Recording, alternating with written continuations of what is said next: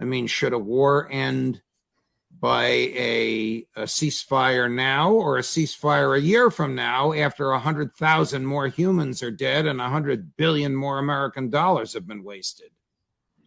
Well, my first inclination is to suggest that Blinken's middle name is Fugazi. But then there's a second point that needs to be made, and that is this inhumanity towards the Ukrainian people. It's inconceivable to me.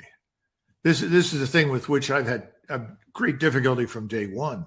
Obviously, nobody gives a damn what happens inside Ukraine to the human beings living there. And that's outrageous nonsense.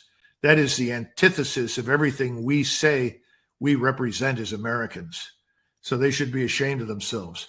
As far as coming to an conclusion here, look, he talks about outlasting. Putin thinks he can outlast us. Judge, he's already done that. Take a long, good look at Germany. Germany is sliding into a very deep recession, and it shouldn't be a surprise to anybody. Cheap energy is the lifeblood of scientific industrial power and economies. Germany is being industrialized by their own leadership. Just yesterday, I watched a speech that Scholz arrived to give. He couldn't give it. He was booed off the stage.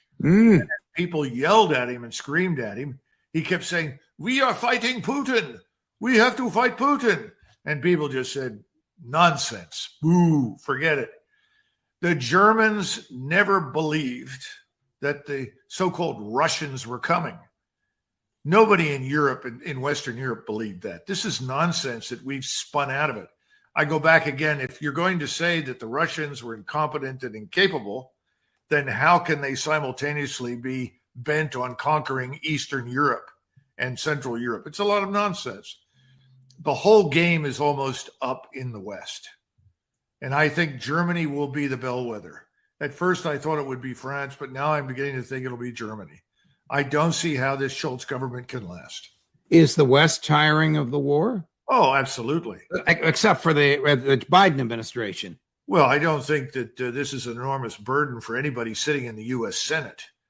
I mean, I don't see them losing any sleep over how many people die in Ukraine or how much money is wasted on this proposition. But then again, we just saw them sign up for another enormous debt ceiling and continue to pretend that debt doesn't matter. I think we all know that's going to end badly for the United States and the West.